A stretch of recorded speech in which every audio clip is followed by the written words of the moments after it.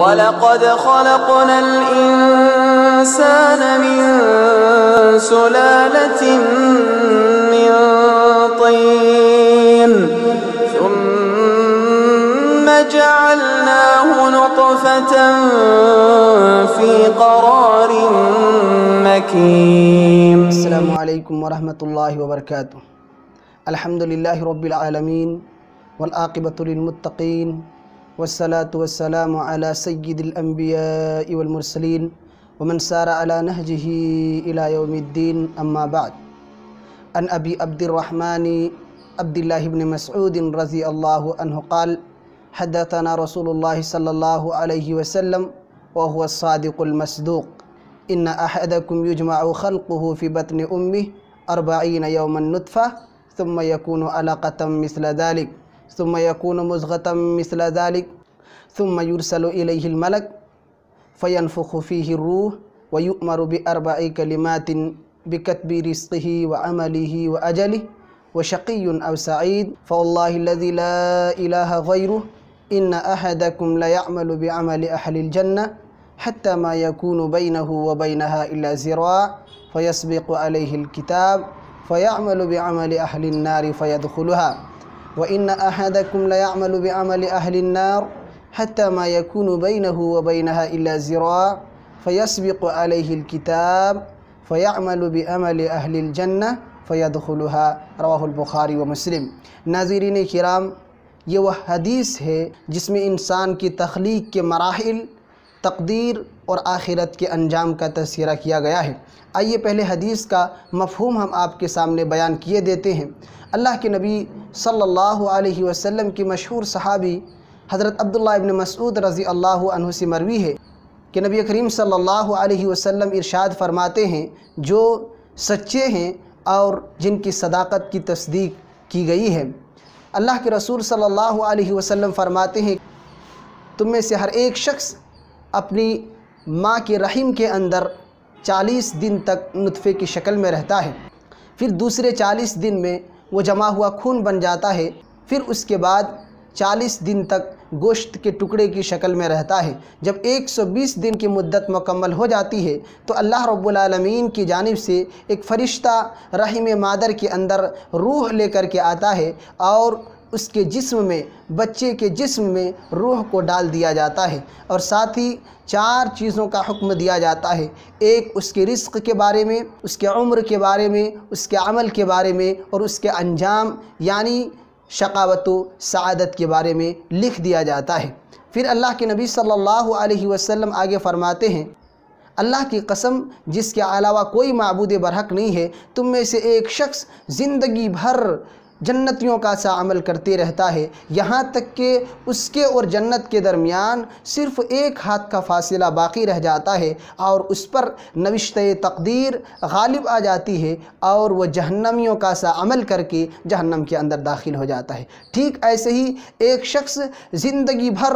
گناہوں کا عمل کرتا رہتا ہے، جہنمیوں کا سا عمل کرتا رہتا ہے یہاں تک کہ اس کے اور جہنم کے درمیان صرف ایک بالشت، ایک ہاتھ کی دوری ہوتی ہے اور اس پر تحریر غالب آ جاتی ہے، نوشتہ تقدیر غالب آ جاتی ہے اور وہ انسان جنتیوں کا سا عمل کر کے جنت میں داخل ہو جاتا ہے. یہ صحیح بخاری اور صحیح مسلم کی روایت ہے. محترم سامعین کرام، آئیے اس حدیث سے متعلق چند باتیں ہم آپ کے سامنے رکھتے ہیں. سب سے پہلی بات تو یہ ہے کہ ماں کے پیٹ کے اندر بچہ پیدا ہونے سے پہلے کئی مرحلوں سے گزرتا ہے. سب سے پہلے وہ نطفے کی شکل میں رہتا ہے، 40 دنوں کے بعد وہ نطفہ جمع ہوا خون بن جاتا ہے، پھر 40 دنوں کے بعد یہ جمع ہوا خون گوشت کا لوتھڑا بن جاتا ہے. گوشت کا لوتھڑا بننے کے بعد جب یہ 40 دن کی مدت بھی مکمل ہو جاتی ہے، تب پورے 120 دن مکمل ہو جانے کے بعد اللہ رب العالمین کی جانب سے اس کے جسم کے اندر روح پھونک دی جاتی ہے. سوال یہ ہے کہ اگر اللہ رب العالمین چاہتا تو لفظ کن کے ذریعہ ایک لمحے میں انسان کی تخلیق کر سکتا تھا، لیکن ان مراحل سے گزار کر دنیا میں لانے میں آخر کیا حکمت اور مصلحت ہو سکتی ہے؟ تو اس کے کئی مصلحتیں اور حکمتیں موجود ہیں. سب سے بڑی مصلحت اور حکمت تو یہ ہے کہ یہ ماں کی سہولت اور آسانی کا ذریعہ ہے. اس لیے کہ اگر یکبارگی یکدم اگر اللہ رب العالمین پورے مراحل کو ایک ہی دن میں ایک ہی وقت میں طے کر دیتا تو ماں کے لیے اس تکلیف کو برداشت کرنا ناممکن تھا، ماں برداشت نہیں کر سکتی تھی۔ اس لیے یہ ماں کی آسانی کے لیے ہے کہ اس حمل کو برداشت کرنے میں، اس تکلیف کو برداشت کرنے میں آسانی پیدا ہو جائے۔ دوسری چیز یہ کہ اس میں انسان کو اس کی اوقات یاد دلائی گئی ہے کہ انسان تو غرور و تکبر کرنے سے پہلے، اپنے آپ کو بڑا سمجھنے سے پہلے اور انانیت کا دعویٰ کرنے سے پہلے اپنی اصل حقیقت کی طرف غور کر لے۔ کس چیز سے تو پیدا کیا گیا ہے، تیری حیثیت کیا تھی؟ اللہ رب العالمین نے تجھے جو اس خوبصورت انسان کی شکل میں بنایا ہے، پہلے یہ اپنی حقیقت پر غور کر کہ تیری اصلیت کیا تھی، تیری حقیقت کیا تھی، تجھے کس طریقے سے اللہ رب العالمین نے پیدا کیا تھا۔ انسان اگر اپنی حقیقت پر غور کر لے، انسان اگر اپنی اصلیت کی طرف دیکھ لے، اپنی اصل کو انسان اگر سمجھ لے تو یقین مانیے زندگی میں انسان تکبر و غرور کبھی نہیں کر سکتا، انسان کبھی بھی انانیت کا دعویٰ نہیں کر سکتا، اس لیے کہ اسے معلوم ہے کہ میری حیثیت کیا تھی، میرا مقام کیا تھا، کیسے اللہ رب العالمین نے ہمیں پیدا کیا ہے۔ تیسری مصلحت اس کی یہ ہے کہ جب اللہ رب العالمین ایک حقیر اور بدبودار پانی سے ایک خوبصورت انسان بنا سکتا ہے تو کیا اللہ رب العالمین اسی انسان کو دوبارہ زندہ کرنے کے اوپر قادر نہیں ہے؟ یقیناً اللہ رب العالمین اسے دوبارہ پیدا کرنے کے اوپر قادر ہے۔ یہ تردید ہے ان لوگوں کی جن کا یہ دعویٰ ہے کہ جب ہم مر جائیں گے، سڑگل جائیں گے، ہماری ہڈیاں سڑگل جائیں گی، دیمک ہمارے جسم کو کھا چکے ہوں گے تو دوبارہ اللہ رب العالمین ہمیں کیسے پیدا کر سکتے ہیں؟ ہمیں دوبارہ اللہ رب العالمین قیامت کے دن کیسے اٹھا سکتے ہیں؟ یہ تردید ہے ایسے لوگوں کے لیے کہ جب اللہ رب العالمین ہم کچھ بھی نہیں تھے، ہماری کوئی حیثیت نہیں تھی، ہماری کوئی پہچان نہیں تھی، کوئی ڈھانچہ نہیں تھا، اللہ رب العالمین نے جب بغیر کسی سابقہ مثال کے ہمیں پیدا کر دیا تو دوبارہ ہماری اسی شکل کو پیدا کرنے میں اللہ رب العالمین کے لیے کون سی مشکل کی بات ہے؟ اس کو آپ ایک سادی سی مثال کے ذریعہ سمجھ سکتے ہیں۔ ایک عام انسان جب کوئی نیا پروڈکٹ تیار کرتا ہے، کوئی نئی چیز بناتا ہے تو اس میں بڑی دشواریاں پیدا ہوتی ہیں، بڑی مشکلات کا سامنا کرنا پڑتا ہے، لیکن اگر ایک مرتبہ اس پروڈکٹ کو تیار کر لے، وہ چیز اگر بنا لے تو اس کے کاپی کرنے میں، اس کو دوبارہ بنانے میں زیادہ مشکلات کا سامنا کرنا نہیں پڑتا، انسان آسانی کے ساتھ اسے تیار کر سکتا ہے۔ اللہ رب العالمین کی تو شان ہی نرالی ہے، اللہ رب العالمین تو کچھ بھی کر سکتا ہے، تو دوبارہ اسی انسان کو اسی شکل میں پیدا کرنا یہ کون سی بڑی تعجب کی بات ہے؟ چوتھی مصلحت وہ یہ ہے کہ انسان قدرت و طاقت ہونے کے باوجود کسی بھی کام کو کرنے میں جلد بازی ہرگز نہ کرے، بلکہ اطمینان اور سکون کے ساتھ اسے انجام دے۔ کہا جاتا ہے کہ اکثر لوگ ہڑبڑی میں گڑبڑی کر جاتے ہیں، جلد بازی میں انسان بہت سی غلطیاں کر جاتا ہے، اس لیے اللہ رب العالمین نے یہ مراحل رکھ کر کے ہمیں اور آپ کو یہ پیغام دیا ہے کہ انسان کے پاس طاقت ہو، قوت ہو، پھر بھی ہر کام کو بتدریج دھیرے دھیرے آہستہ آہستہ اور اطمینان کے ساتھ کرنا چاہیے، اور اگر انسان جلد بازی کرے تو کہیں خطا اس سے نہ ہو جائے، غلطی کا صدور نہ ہو جائے۔ اللہ رب العالمین اگر چاہتا تو لفظ کن کہہ کر کے پیدا کر سکتا تھا انسان کو، پوری دنیا کو بھی اللہ رب العالمین پیدا کر سکتا تھا، لیکن ایسا نہیں کیا۔ اللہ رب العالمین نے ایک لمبی مدت رکھی ہے بچے کی ولادت کے لیے، ایسے ہی آسمان و زمین کی پیدائش میں اللہ رب العالمین 6 دن لگائے ہیں انسان کو یہ بتانے کے لیے کہ کسی بھی کام کو دھیرے دھیرے اور اطمینان کے ساتھ کرنا چاہیے، جلد بازی نہیں کرنی چاہیے۔ آگے کے ٹکڑے میں اللہ کے حبیب صلی اللہ علیہ وسلم فرماتے ہیں ثم ينفخ فيه الروح، پھر اس بچے کے اندر روح پھونک دی جاتی ہے۔ 120 دن کا وقفہ جب گزر جاتا ہے تب اللہ رب العالمین کی جانب سے بچے کی تقدیر بھی لکھی جاتی ہے اور اس کے جسم کے اندر روح بھی پھونک دیا جاتا ہے۔ تو اس سلسلے میں کئی ایک مسائل ہیں۔ ایک مسئلہ اس سلسلے میں تو یہ ہے کہ اگر بچہ ماں کے پیٹ کے اندر 120 دن سے زائد کا ہو چکا ہے تو اب اس حمل کو ساقط کرانا جائز اور درست نہیں ہے۔ 5 مہینے کا 6 مہینے کا اگر بچہ ہو گیا ہے یا 4 مہینے سے زائد کا بچہ اگر ہو گیا ہے تو اب اگر چاہتے ہیں والدین کہ ہم حمل کو ساقط کرائیں گے، حمل کو گرا دیں گے، تو کسی بھی صورت میں جائز اور درست نہیں ہے، اس لیے کہ بچے کے جسم کے اندر جان ڈالی جا چکی ہے اور کسی بھی جان کو ناحق طریقے سے قتل کرنا حرام ہے، لہذا اگر کوئی ایسا کرتا ہے تو وہ کسی جان کو ناحق طریقے پر قتل کرنے کے گناہگار ہوں گے۔ لیکن اگر بچہ 4 مہینے سے کم کا ہے، 120 دن سے پہلے کا ہے، ابھی 2 مہینہ گزرا ہے یا 3 مہینہ گزرا ہے، 4 مہینے سے کم کا اگر وقفہ ہے، کم کی اگر مدت ہے، تو اس سلسلے میں علماء کرام کے درمیان اختلاف ہے کہ کیا 4 مہینے سے پہلے کے بچے کو گرایا جا سکتا ہے، حمل ساقط کیا جا سکتا ہے یا نہیں۔ تو اس سلسلے میں راجح اور صحیح بات یہی ہے کہ 4 مہینے سے پہلے بھی حمل کو ساقط کرانا، حمل گرانا جائز اور درست نہیں ہے۔ البتہ اگر کوئی شرعی مصلحت ہے، مثلا بڑے بڑے ڈاکٹروں نے یہ اعلان کیا، یہ بتایا کہ اگر بچے کی ولادت ہوئی تو ماں کے جان کو خطرہ ہے، ماں برداشت نہیں کر سکتی، بیماریوں کی وجہ سے، کسی اور پریشانیوں کی وجہ سے، جسمانی اعتبار سے ماں برداشت نہیں کر سکتی ہے، ان کے جان کو خطرہ ہے، تو بڑے بڑے ڈاکٹر جو اس فیلڈ کے ماہرین ہیں ان سے مشورہ لینے کے بعد علماء کرام کہتے ہیں اگر بچہ 4 مہینے سے پہلے کا ہے تو اس حمل کو ساقط کیا جا سکتا ہے، واللہ اعلم بالصواب وعلمہ اتم و اکمل۔ دوسرا مسئلہ اس سلسلے میں یہ ہے کہ اگر بچہ 4 مہینے سے زیادہ کا تھا اور ناقص بچے کی ولادت ہو گئی ہے یا بچہ گر چکا ہے، حمل ساقط ہو چکا ہے 4 مہینے کے بعد، تو اس سلسلے میں راجح اور صحیح بات یہی ہے کہ 4 مہینے کے بعد اگر بچہ مرا ہوا پیدا ہوتا ہے تو اس بچے کو غسل بھی دیا جائے گا، کفن بھی پہنایا جائے گا، اس کی نماز جنازہ بھی ادا کی جائے گی۔ یہی اس سلسلے میں راجح مسئلہ ہے، واللہ اعلم بالصواب۔ تیسری بات، تقدیر کے اقسام۔ تقدیر کے 4 قسمیں علماء کرام نے بیان کیے ہیں۔ ایک تقدیر ہے تقدیر ازلی، یہ وہ تقدیر ہے کہ کائنات کی تخلیق سے 50,000 سال پہلے پوری مخلوقات کی تقدیر کو اللہ رب العالمین نے لکھ دیا تھا، اس تقدیر کو تقدیر ازلی کہتے ہیں۔ دوسری تقدیر ہے تقدیر عمری، جو اس حدیث کے اندر بیان کیا گیا ہے کہ انسان جب ماں کے پیٹ کے اندر 4 مہینے کا ہو جاتا ہے تب اللہ رب العالمین کی جانب سے ایک مخصوص فرشتہ آتا ہے اور اس کی تقدیر لکھتا ہے۔ تیسری تقدیر ہے تقدیر سنوی،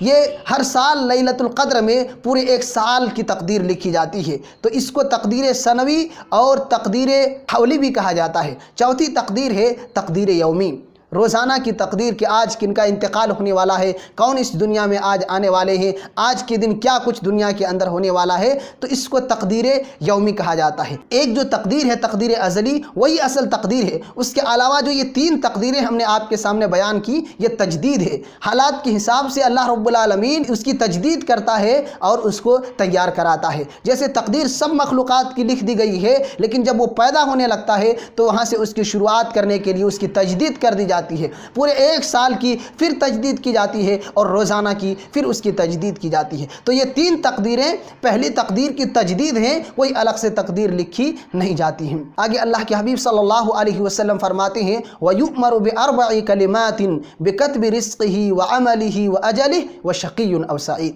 پھر اس کی تقدیر میں 4 چیزیں لکھ دی جاتی ہیں، ایک تو اس کے رزق کو، اس کے عمر کو، اس کے عمل کو اور اس کے انجام کو، یہ 4 چیزیں لکھ دی جاتی ہیں۔ اب انسان اس موڑ پر، اس مقام پر ایک اعتراض کرتا ہے کہ جب ساری چیزیں تقدیر کے اندر لکھ دی گئی ہیں، جنتی اور جہنمی ہونے کا فیصلہ کر دیا گیا ہے، تو اب عمل سے کیا فائدہ، عمل کرنے سے کیا فائدہ؟ تو پہلی بات تو یہ ہے کہ جو سوال ہم اور آپ کر رہے ہیں، یہی سوال اللہ کی حبیب صلی اللہ علیہ وسلم سے صحابہ کرام نے کیا تھا۔ ایسے موقع پر جواب دیتے ہوئے اللہ کے نبی صلی اللہ علیہ وسلم نے ارشاد فرمایا اعملوا فکل میسر لما خلق لہ، عمل کرتے رہو، ہر شخص کے لیے وہی راستہ آسان ہوگا جس کے لیے وہ پیدا کیا گیا ہے۔ اللہ رب العالمین اس راستے کو ہموار کر دیں گے، آسان کر دیں گے جس کے لیے اس کو پیدا کیا گیا ہے۔ جو نیک بخت ہیں اس کے لیے نیک بختوں کا عمل آسان کر دیا جائے گا، اور جو بدبخت ہیں اس کے لیے بدبختوں کا سا عمل آسان کر دیا جائے گا۔ تو یہاں ہمارے لیے تنبیہ ہے، ایک پیغام ہے کہ اگر ہم اللہ کی عبادت کرتے ہیں، اللہ کی اطاعت اور پیروی کرتے ہیں، قرآن و سنت کی اطاعت و پیروی کی رغبت اپنے دل کے اندر رکھتے ہیں، تب تو بڑی اچھی بات ہے۔ لیکن اگر اس کے خلاف ہمارے دل میں کوئی اور چیز ہے تو پھر غور کریں، جلد سے جلد اپنے دل کا علاج کریں، ورنہ کہیں آپ کی شقاوت، آپ کی بدبختی اور بدبختیوں والے اعمال کہیں آپ کو لینا ڈوبے۔ دوسرا جواب اس کا یہ ہے کہ یہ بات تو طے ہے کہ جنتی اور جہنمی کا فیصلہ کر دیا گیا ہے، لیکن کیا آپ کو معلوم ہے کہ آپ کا نام کس لسٹ میں ہے؟ کیا آپ کو معلوم ہے کہ آپ جنتی ہیں یا جہنمی ہیں؟ آپ کو معلوم بھی نہیں ہے تو کیا آپ جہنم سے بچنا چاہتے ہیں یا نہیں چاہتے ہیں؟ اگر ایک مومن ہے، صاحب ایمان ہے، مسلمان ہے، تو یقیناً ہر مسلمان جہنم سے بچنے کی خواہش کرتا ہے، جہنم سے بچنا چاہتا ہے۔ آپ جہنم سے بچنا بھی چاہ رہے ہیں، آپ کو معلوم بھی نہیں ہے کہ ہمارا نام کس رجسٹر میں ہے، جنتیوں والوں میں ہے یا جہنمیوں والوں میں ہے۔ تو اب ہم کیا کریں؟ زندگی اللہ رب العالمین نے دی ہے، اب ہم کیا کریں؟ ظاہر ایک ہی راستہ ہے ہمارے پاس، اب ہمارے پاس ایک ہی راستہ ہے، اور یہ وہی راستہ ہے جو اللہ کے نبی صلی اللہ علیہ وسلم بتا چکے ہیں، اعملوا، عمل کرتے رہو۔ تو اعمال خیر کے ذریعہ ہم جنت کو تلاش کرنے کی کوشش کریں گے، جنت کو حاصل کرنے کی کوشش کریں گے، اس لیے کہ ہمیں معلوم نہیں ہے کہ ہمارا نام کس میں ہے۔ ہمیں جنت میں بھی جانا ہے اور جہنم سے نجات بھی پانا ہے، اور کوئی بھی راستہ نہیں ہے سوائے اس کے کہ ہم عمل کرتے رہیں۔ اللہ رب العالمین ہمارے اعمال کے حساب سے ہمارے راستے کو آسان کرتے جائیں گے۔ تیسری بات یہ ہے کہ اصل میں تقدیر ہے کیا چیز؟ تقدیر ہے کیا چیز؟ تقدیر یہ اللہ رب العالمین کا علم ہے، اللہ رب العالمین کا علم ہے۔ اللہ تعالیٰ اپنے علم کامل کی بنیاد پر یہ جانتا تھا کہ کون کیسا عمل کرنے والا ہے اور اس عمل کا انجام کیا ہونے والا ہے، اسی چیز کو اللہ رب العالمین نے لکھ دیا ہے، کسی پر زبردستی نہیں کی گئی ہے۔ یہی وجہ ہے کہ اللہ رب العالمین نے ہر انسان کو عمل کی مکمل آزادی دی ہے کہ جو چاہیے، جو کرنا چاہتے ہو کر لو، کسی کے اوپر گرفت نہیں ہے، فوری طور پر ہم کسی کو پکڑ نہیں رہے ہیں، بلکہ مکمل چھوٹ اور آزادی ہم دے رکھے ہیں۔ چوتھی بات یہ ہے کہ ان جنت و جہنم کا جہاں فیصلہ لکھا گیا ہے، وہاں انسان کے رزق کا بھی فیصلہ ہو چکا ہے۔ حدیث کہتی ہے کہ انسان کیا کمائے گا، کہاں کمائے گا، کتنا کمائے گا، یہ ساری چیزیں اس کی تقدیر میں لکھ دی گئی ہیں، لیکن پھر بھی انسان دن بھر محنت کرتا ہے، کوشش کرتا ہے، یہاں وہاں دن بھر سرگرداں پھرتے رہتا ہے روزی کمانے کے لیے، روزی حاصل کرنے کے لیے، جبکہ سب کو معلوم ہے کہ کتنا کمائیں گے، ہماری تقدیر میں ہماری روزی کو لکھ دیا گیا ہے۔ انسان کیوں نہیں بیٹھ جاتا کہ ہماری تقدیر میں ہماری روزی لکھی جا چکی ہے، اب کمانے سے کیا فائدہ، جتنا ہمارے حصے میں لکھا ہوا ہے وہ تو آنا ہی آنا ہے، ہاتھ دھر کر کے بیٹھ جاتے ہیں۔ ایسا کوئی نہیں کرتا، ایسا کوئی نہیں کرتا۔ ہر شخص محنت کرتا ہے، کوشش کرتا ہے، اور یقین بھی رکھتا ہے کہ ہماری تقدیر میں ہماری روزی کو لکھ دی گئی ہے۔ تو ایسے ہی معاملہ جنت و جہنم کا ہے۔ ایسے ہی دوسری مثال آپ لے لیں، انسان کی موت کو بھی لکھ دیا گیا ہے، کہاں مریں گے، کب مریں گے، کس حال میں مریں گے، یہ ساری چیزیں تقدیر کے اندر لکھ دی گئی ہیں، لیکن پھر بھی انسان موت سے بچنے کی کوشش کرتا ہے، خطرات سے دور رہنے کی کوشش کرتا ہے، یقین بھی ہے کہ ایک دن مرنا ہے، لیکن یہ مرنے کو سوچ کر کے کہ ایک دن مرنا ہے یہ کہہ کر کے انسان کبھی بھی موت کے کنویں میں کودتا نہیں ہے، موت کے دہانے پر اپنے قدم کو رکھتا نہیں ہے، بلکہ انسان موت سے بچنے کی ہر ممکن کوشش کرتا ہے، تدبیریں اختیار کرتا ہے، خطرات سے اپنے دامن کو بچاتے رہتا ہے، لیکن یقین ہے کہ مرنا ہے، لیکن مرنے اور برے خاتمے سے بچنے کی انسان مکمل کوشش کرتا ہے۔ ایسے ہی معاملہ وہاں بھی ہے کہ انسان کو یہ معلوم ہے کہ جنت و جہنم کا فیصلہ ہو چکا ہے، لیکن اللہ نے جب اختیار دیا ہے تو انسان مکمل طور پر کوشش کرے، محنت کرے کہ جنت میں آسانی کے ساتھ داخل ہو جاؤں اور جہنم سے بچ جاؤں۔ آگے کے ٹکڑے میں نبی کریم صلی اللہ علیہ وسلم فرماتے ہیں، ان احدکم لیعمل بعمل اہل الجنہ حتی ما یکون بینہ وبینہا الا ذراع فیسبق علیہ الکتاب فیعمل بعمل اہل النار فیدخلها۔ اللہ کے نبی صلی اللہ علیہ وسلم فرماتے ہیں کہ ایک انسان زندگی بھر نیکیوں کا سا عمل کرتا ہے، نیک لوگوں کا، جنتیوں کا عمل کرتا ہے، لیکن آخری وقت میں اس کی کایا پلٹ جاتی ہے اور وہ جہنمیوں والا عمل کر کے جہنم کے اندر داخل ہو جاتا ہے۔ اس حدیث سے بظاہر یہ معلوم ہوتا ہے کہ انسان زندگی بھر نیکیاں کرنے کے باوجود آخری وقت میں توفیق الہی سے محروم ہو کر جہنم میں داخل ہو جاتا ہے۔ اللہ رب العالمین کی جانب سے اسے توفیق نہیں ملتی، جبکہ بات ایسی نہیں ہے، بات ایسی نہیں ہے۔ صحیحین کے اندر اس کی صراحت موجود ہے کہ اصل واقعہ تو کچھ اور ہی ہے۔ اللہ کے حبیب صلی اللہ علیہ وسلم فرماتے ہیں، ان احدکم لیعمل بعمل اہل الجنہ فیما یبدو للناس وہو من اہل النار، کہ ایک انسان لوگوں کو دیکھنے میں ایسا عمل کرتا ہے کہ وہ جنتیوں کا ایسا عمل ہے، لوگوں کو دکھلانے کے لیے جنتیوں کا ایسا عمل کرتا ہے، لیکن حقیقت میں وہ اہل جہنم ہوتا ہے، حقیقت میں وہ جہنمی ہوتا ہے۔ یہ روایت صاف طور پر کہتی ہے کہ انسان صرف ریا و نمود کے طور پر، صرف دکھلاوے کے لیے اچھا عمل کرتا ہے، لوگوں کو دیکھنے میں ایسا محسوس ہوتا ہے کہ یہ اچھے اعمال کر رہے ہیں، جبکہ اس کا باطن کچھ اور ہوتا ہے، اس کے باطن کے اندر کچھ اور ہی چیزیں ہوتی ہیں، اور اسی اندرونی اور باطنی خرابی کی وجہ سے اس کا برا انجام ہوتا ہے اور وہ جہنم کے اندر داخل ہو جاتا ہے۔ وبالعکس ایسے ہی دوسرا معاملہ کہ ایک انسان کو لوگوں کو دیکھنے میں ایسا لگتا ہے کہ وہ گناہگار ہے، لیکن باطن اس کا کچھ اور ہوتا ہے، وہ نیک اور صالح ہوتا ہے اور جنتیوں والا عمل کرتے رہتا ہے، تو لوگوں کو یہ احساس نہیں ہوتا ہے۔ سامعین محترم، اس حدیث سے معلوم ہوا کہ کسی کی ظاہری اعمال کو دیکھ کر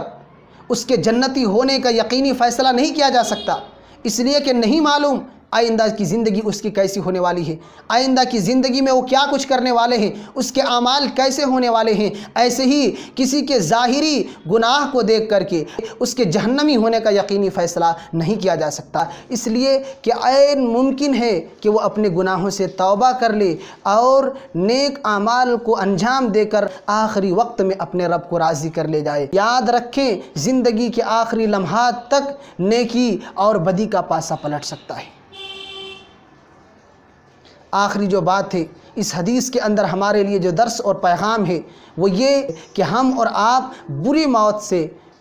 اپنے آپ کو بچاتے رہیں، سدا اپنے دل کو پاک و صاف رکھیں۔ ہو سکتا ہے یہ ہماری زندگی کا آخری لمحہ ہو، اس لیے انسان اپنی زندگی کو آخری سمجھ کر کے روزانہ نیکیوں کو انجام دے، برائیوں سے اپنے آپ کو بچاتے رہے، ورنہ عموماً انسان اس خوش فہمی میں رہتا ہے کہ زندگی ابھی بہت لمبی ملنے والی ہے، ابھی تو عیش کا زمانہ ہے، جوانی کی زندگی ہے، ابھی موج مستی کا زمانہ ہے، جب بڑھاپے کو جائیں گے، جب کچھ اور زمانہ گزر جائے گا تو نیکیوں کو انجام دے لیں گے۔ لیکن انسان سوچتے رہ جاتا ہے، اس کی آرزویں، اس کی امیدیں ایسے ہی بندھی رہ جاتی ہیں اور وہ اس دنیا سے الوداع کہہ کر اپنے رب کے پاس چلا جاتا ہے۔ ہندوستان کا مغلیہ سلطنت کا آخری چشم و چراغ بہادر شاہ ظفر اپنی زندگی کے آخری ایام میں دردمندانہ انداز میں چند اشعار کہتے ہیں، اس کا ایک ٹکڑا یوں ہے: عمر دراز مانگ کر لائے تھے 4 دن، عمر دراز مانگ کر لائے تھے 4 دن،